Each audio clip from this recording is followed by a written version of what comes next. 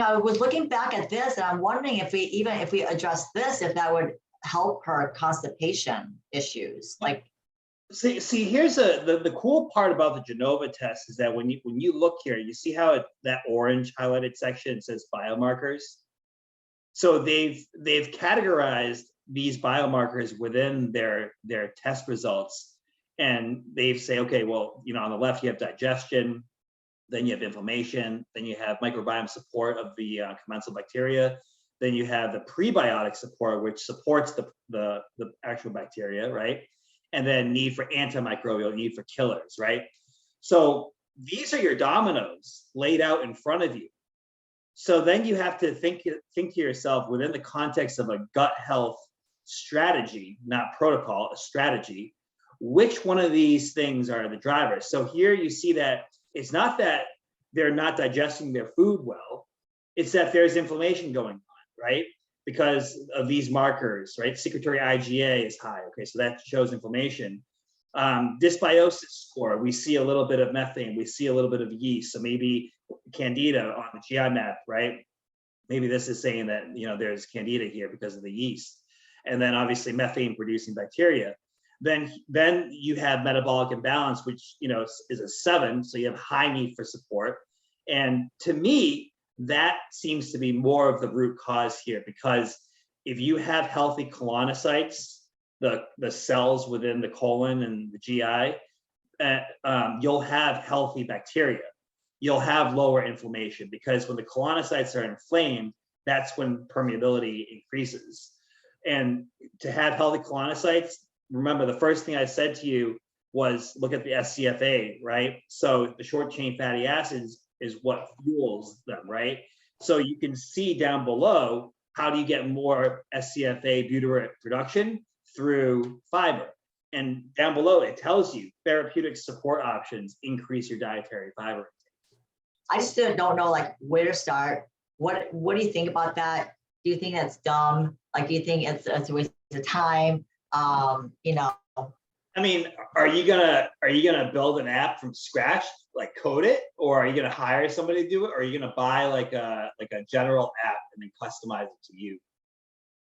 Well, that's what I didn't know what's out there. Like, I thought you could just buy like a program and then you can build it from that's already there. You can insert like a training app. Like, I tell people like, this is what you do like in week, like your first week.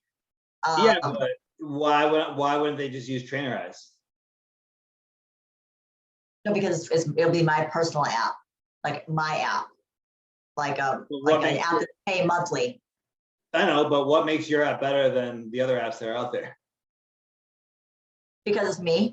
Because I'll be designing. Well, because it'll be custom, or not customized, but it'll be like, like people who don't have a coach, let's say, okay, they don't have a coach, but they want a good hypertrophy strength training program, and they have no idea, like, because this way I can show my form, like how to do the exercise.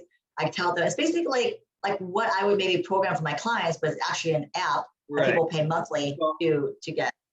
Well, here's the thing with that. If you're going to have an app for your clients or for people who are following you, think of the app as just another platform for you to deliver content. So you are going to have to spend a lot more time creating videos, exercise videos, in the kitchen videos, and make the app worth that monthly subscription. So are you prepared to do that in addition to everything else that you do? Because yeah, I know it's gonna be time consuming.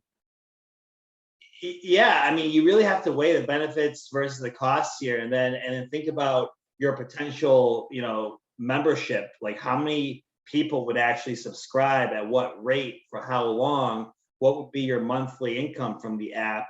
What would be the time spent versus, you spending time on Instagram and the money coming in from Instagram? It's like if you spend 20 hours on the app versus you spend 10 hours on Instagram per week, what revenue do you get here? What revenue do you get here?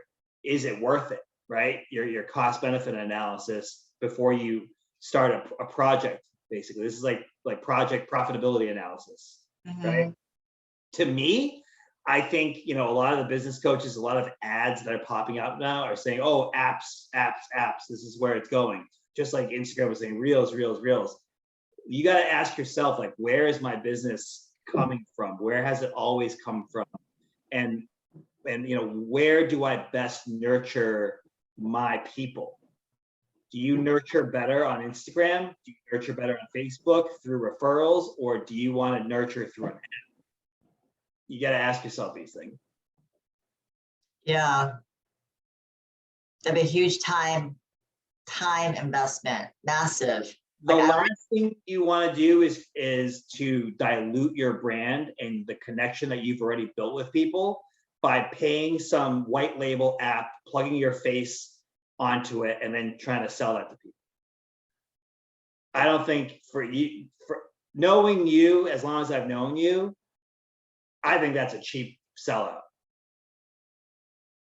okay. I value your opinion, you know. That's why I pay you big bucks. That's my opinion. Yeah.